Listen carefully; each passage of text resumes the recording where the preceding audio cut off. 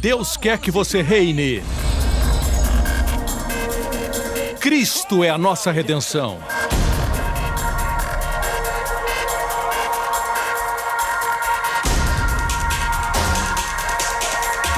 Deus é justo e faz o pecador justo.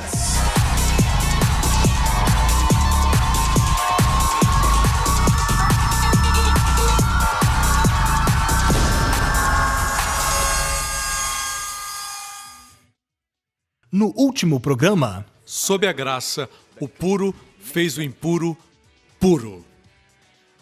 Na lei, o pecado é contagioso.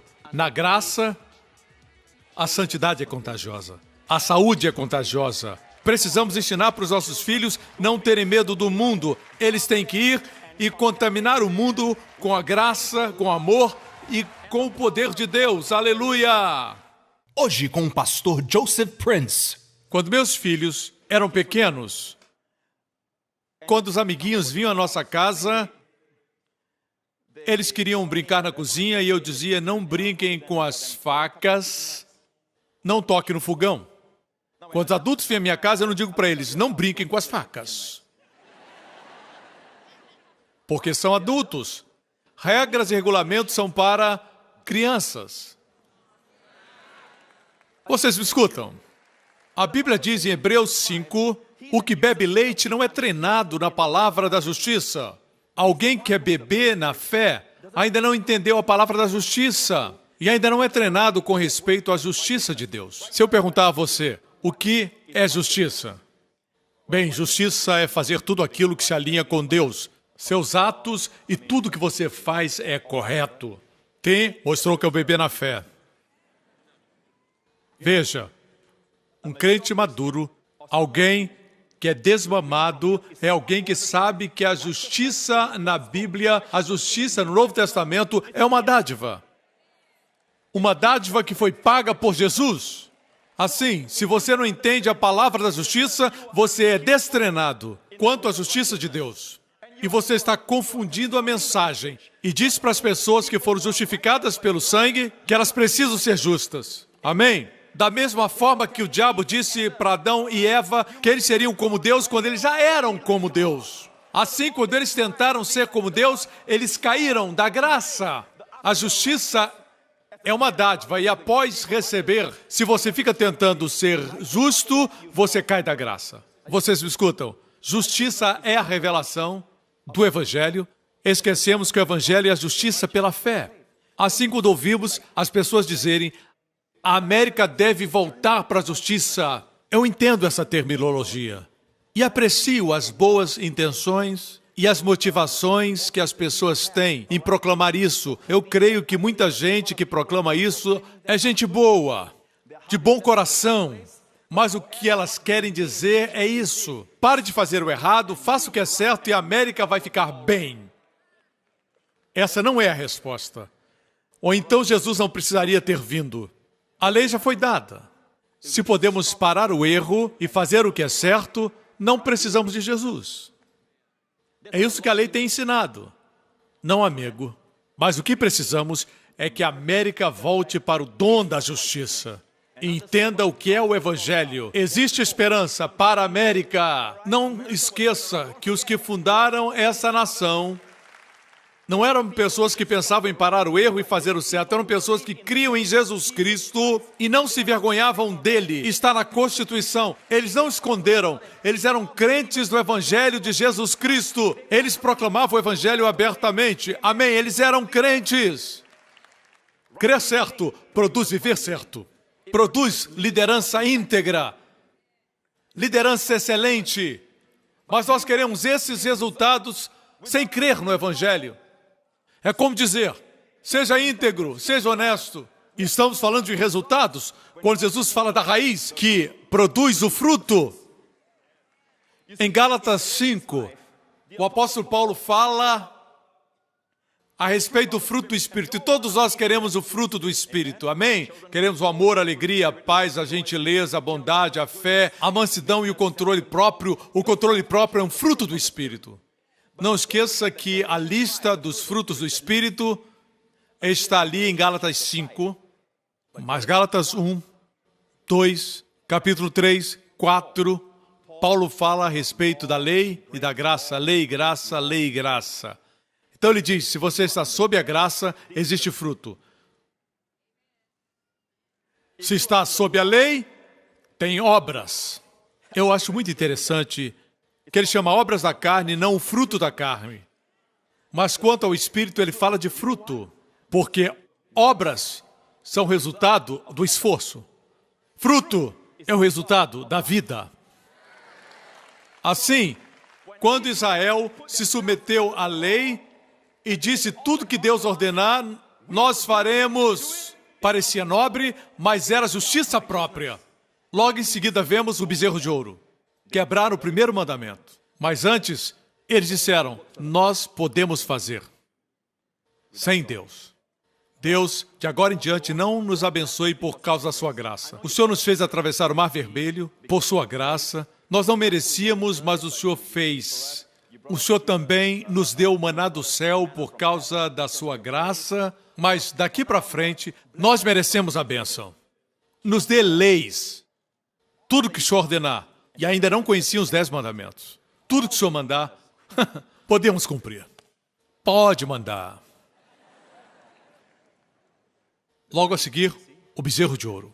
Vocês me escutam? A Bíblia diz em 1 Coríntios 15 que a força do pecado é a lei. Não é a graça é o antídoto. Amém? Assim, no que se refere à lei, o diabo tem nos feito pensar que a esperança, o amor, a alegria e a paz são básicas. Mas, santidade, amém, tem até que postar a voz. Ei, Deus é santo, santo, santo. Deus é santo, irmãos, Ele é 3 vezes santo. Assim era Cristo quando estava aqui na terra. Mas Ele era disponível. Os fariseus não gostavam disso. Eles queriam Deus confinado no Santo dos Santos, distante do povo, para que eles tivessem que vir por mim. O povo precisava vir através deles. Eles não gostavam de Jesus ter feito Deus tão acessível. Veja bem, Deus quer que o homem conheça na sua santidade? Deus é santo. Jesus era santo aqui na terra? Sim. Vamos ver Pedro, Paulo e João. Paulo era um homem de inteligência e nas suas epístolas ele diz que Cristo não conhecia pecado. João era o apóstolo do amor. Ele diz que em Cristo não havia pecado. Pedro era um homem de ação. Ele diz que Jesus não cometeu pecado. Como você olhar para Jesus, ele não tem pecado. Você me escuta? Mas é assim que ele quer que nós o conheçamos? O Deus 3 vezes santo? Se fosse assim, a mulher com fluxo de sangue não teria tocado nele. Porque pela lei ela seria apedrejada. Amém? Ninguém se aproximaria, nem mesmo o leproso, se visse somente sua santidade. Deixe-me perguntar algo, certo? Responda do coração. Pelas histórias que você lê na Bíblia e pelas experiências que você tem, quando um anjo aparece, não é Deus, um anjo aparece, qual a primeira reação das pessoas? Elas se prostram e dizem, afaste de mim, eu sou pecador. Certamente morrerei, eu vi a Deus. Do que estão conscientes? Existe alguém que se prostra e diz, a tua bondade é melhor que a vida, Senhor. Alguém faz isso? Não! Mesmo as pessoas na Bíblia, quando o Senhor aparecia para eles, ou um anjo aparecia, a reação deles era, afaste-se de mim. Eu morrerei, como disse Manoá, o pai de Sansão. Certamente morreremos porque vimos ao Senhor. Ele disse para sua esposa. Eram conscientes. Não precisamos ensinar que Deus é santo. Todos são conscientes, instintivamente conscientes que Deus é santo. O que precisamos ensinar é a graça, seu amor, a esperança que Ele dá, a paz que Ele quer dar. Para isso requer o Espírito Santo. Veja, se a lei é profunda, toda religião tem leis, mas não tem o Espírito Santo. Tem? Toda religião ensina a lei, mas só o Espírito Santo pode ensinar a graça. Você entende? Quando faz o bem, tem o bem. Quando faz o mal, tem o mal. Todos entendem isso. Mas ensinar que você pode receber o bem que não merece, porque alguém recebeu o mal que você merecia, isso requer o Espírito Santo. Requer poder divino para ensinar, para impartir, para pregar. Não ouse dizer que isto é profundo e aquilo é raso, é básico. Você se lembra de Pedro? Vamos analisar uma das primeiras vezes que encontrou Jesus. Foi seu irmão André que o levou a Jesus. André levou Pedro a Jesus. Você lembra? Foi o primeiro encontro de Pedro com Jesus, mas depois ele deixou o Senhor, voltou a pescar. Ele estava no barco, não havia pescado nada e Jesus apareceu a ele. Quando Jesus permite darmos algo a ele, é porque quer nos abençoar. Quando o Senhor pede alguma coisa de você, Ele está preparando. Entre tantos, Ele escolheu você. Você conhece a história? Ele pescou tantos peixes que o barco começou a afundar. Ele teve que pedir ajuda. Eu gosto desse tipo de bênçãos. E de repente, Pedro olhou. Foi um dos primeiros encontros com Jesus. Ele olhou e disse: afasta de mim. Eu sou um pecador. Não precisou que ninguém ensinasse. Nesse encontro de Pedro com Jesus, que aspecto de Jesus ele estava mais consciente? O seu amor ou sua santidade? Sua santidade.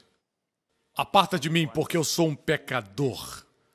Foi a compreensão da sua santidade. Você me acompanha? 3 anos e meio depois, após andar com Jesus, crescer, certo? Mas ele ainda tinha justiça própria. Na noite da Páscoa, ele disse para Jesus, se todos estes, e ele disse na cara deles, se todos esses te abandonarem, eu, Pedro, eu nunca te deixarei. Where you go, I'll follow. You'll always be my true love, from now until forever, yo.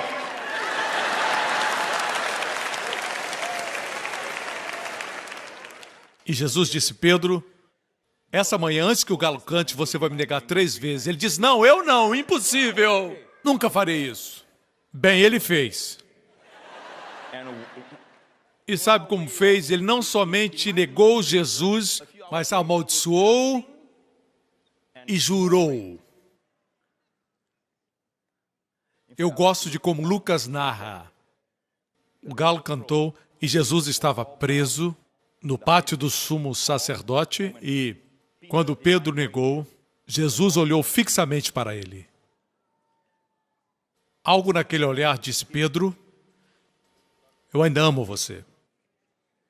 Eu sabia que isso ia acontecer, mas eu orei por você, Pedro, para que quando você se converter, você fortaleça os seus irmãos. Havia algo naquele olhar. Quebrou o coração de Pedro. Pedro foi chorando.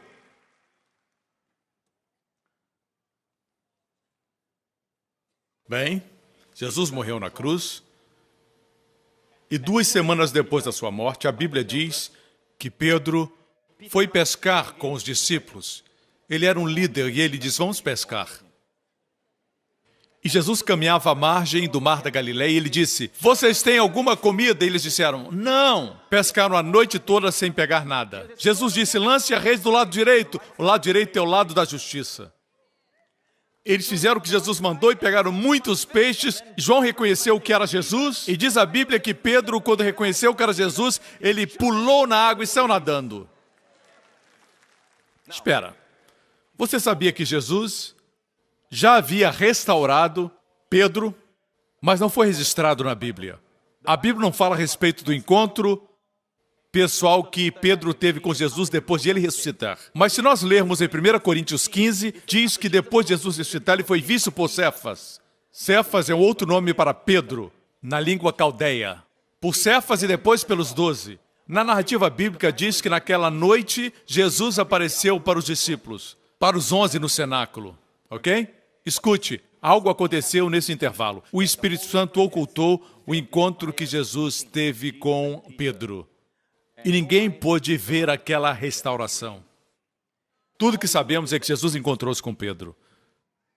Assim, 2 semanas depois, quando Pedro descobriu que era Jesus no mar da Galileia, ele mergulhou e foi na direção de Jesus. Agora, o que acha que o atraiu? Sua santidade? E ele é sempre santo, 3 vezes santo, ou seu amor? Digam, irmãos. Se fosse sua santidade, Pedro nadaria para o lado contrário, para longe de Jesus.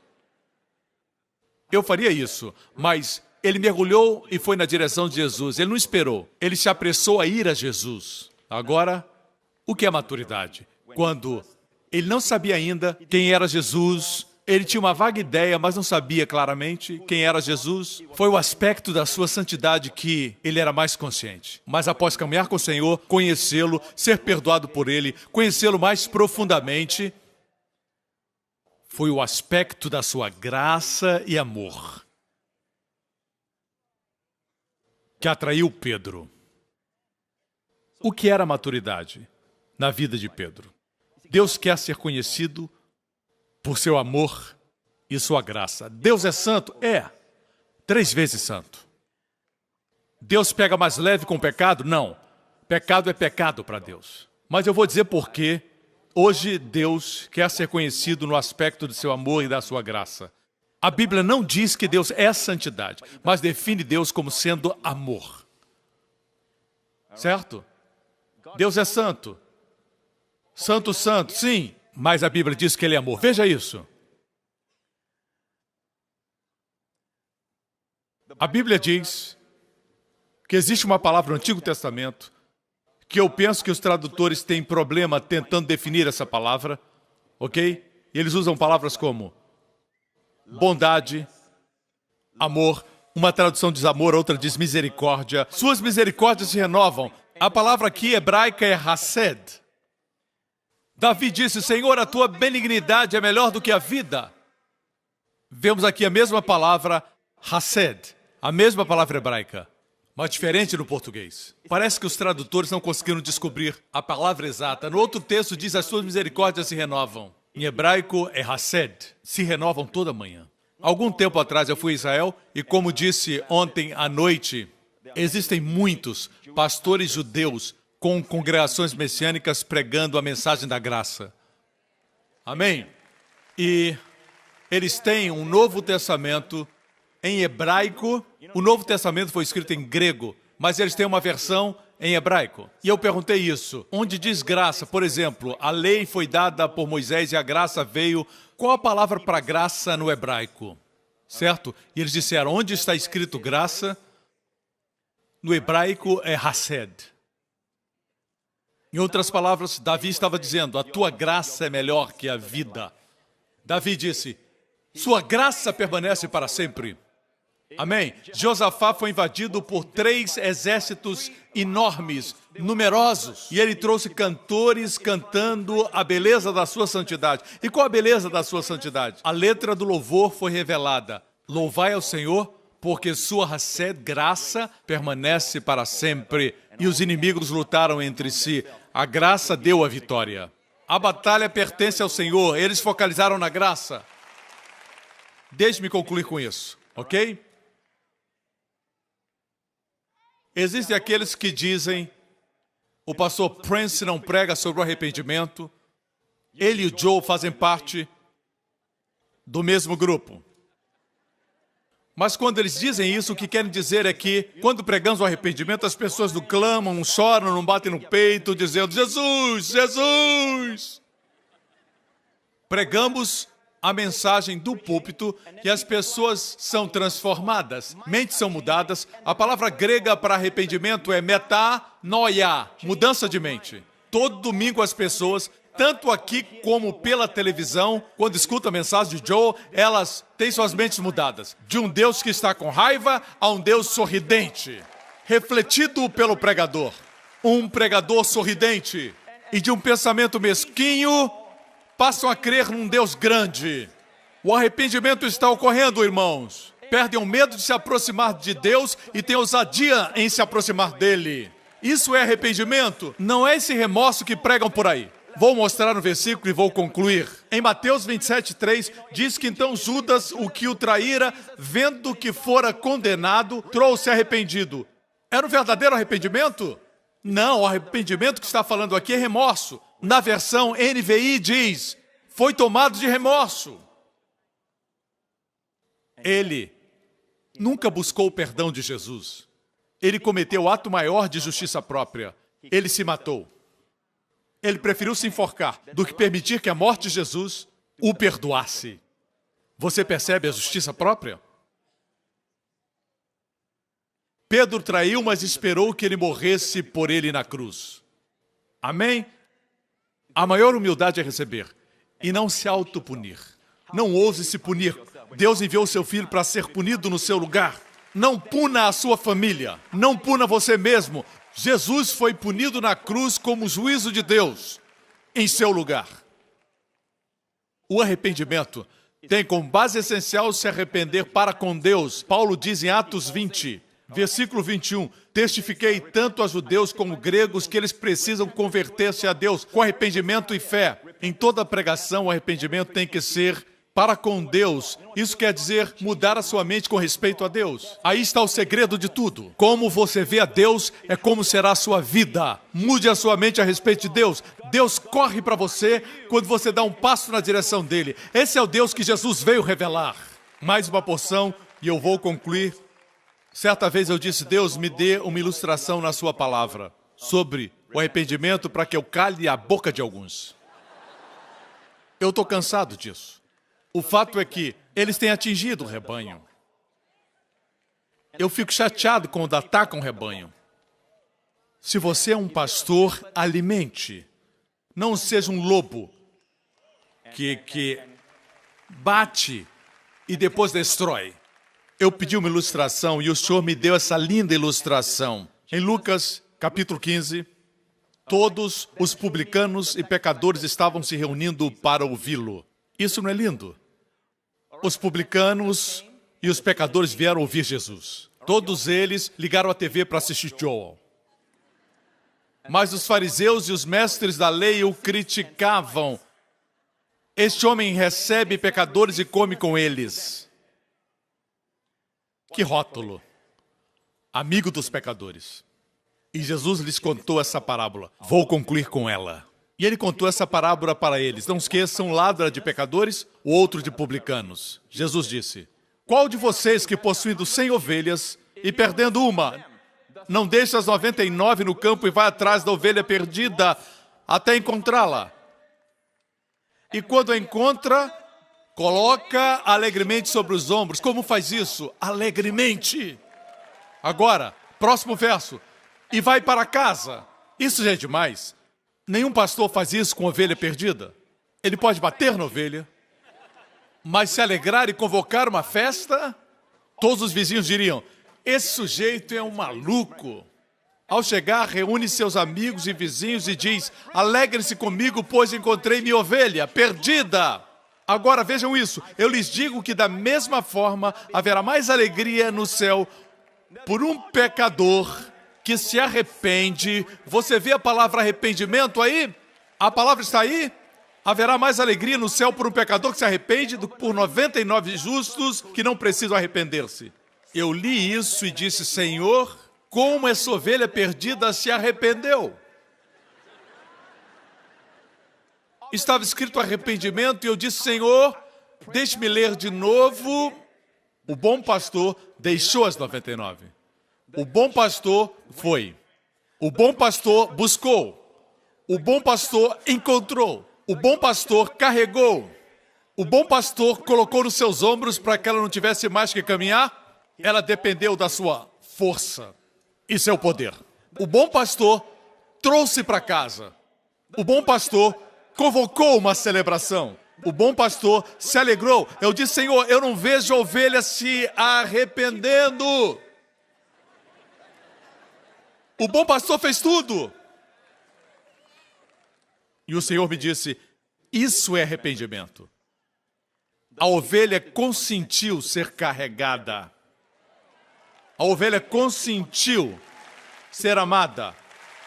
A ovelha consentiu em descansar nos seus ombros. Sempre que você faz isso, consente ser amado. Consente em descansar no seu poder. Em descansar no seu coração de amor. Aí está o arrependimento. Jesus recebe toda a glória. Não precisa gritar, se arrependa, se arrependa, se arrependa. Ou sentir remorso como Judas. Isso não é o verdadeiro arrependimento. Amigos, é tempo de estudarmos a Bíblia por conta própria. E vermos que esse Jesus maravilhoso, 2000 anos atrás, foi crucificado. No tempo do profeta Elias, quando ele construiu um altar com 12 pedras, ele mandou que derramasse água no sacrifício. 3 vezes. Como que dificultando Deus derramar fogo vindo do céu. Mas o fogo veio. Aquele fogo, o fogo do juízo, consumiu o sacrifício. Consumiu todas as 12 pedras, até que nada foi deixado. No antigo pacto, o juízo era maior do que o sacrifício. Mas no novo concerto, quando Jesus, o sacrifício, foi pendurado na cruz, ele absorveu toda a justiça e a indignação contra toda a impiedade, contra todos os pecados. Ele absorveu tudo até que nada foi deixado.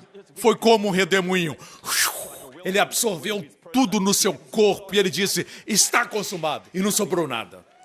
Não havia mais maldição, não havia mais juízo. Mas Jesus continuava vivo. Ele disse, Pai, e dessa vez, após absorver tudo, o sacrifício permaneceu. Pela primeira vez, nós vemos que o sacrifício é maior do que o juízo. A graça chegou. Aleluia! E nós somos os beneficiários. Amigo, escute. Deus continua santo, mas pelo que Cristo fez, os justos olhos de Deus viram os seus pecados, os meus pecados, sobre o corpo de Jesus. E Deus, que é santo, 3 vezes santo, não pode punir-nos hoje pelos pecados que Ele já puniu Jesus. É a chamada lei da dupla incriminação. O mesmo crime, o mesmo pecado, não pode ser julgado 2 vezes, no corpo do meu substituto e depois do meu corpo. Deus seria injusto se fizesse isso. Não seria santo se fizesse isso. Meus irmãos, hoje a santidade de Deus está do nosso lado. Assim como os israelitas colocaram o sangue nos portais da casa naquela noite, Deus ficou do lado deles, porque o sangue foi derramado. Entenda que a santidade de Deus está do seu lado, exigindo a sua inocência e a sua justificação, exigindo o seu perdão.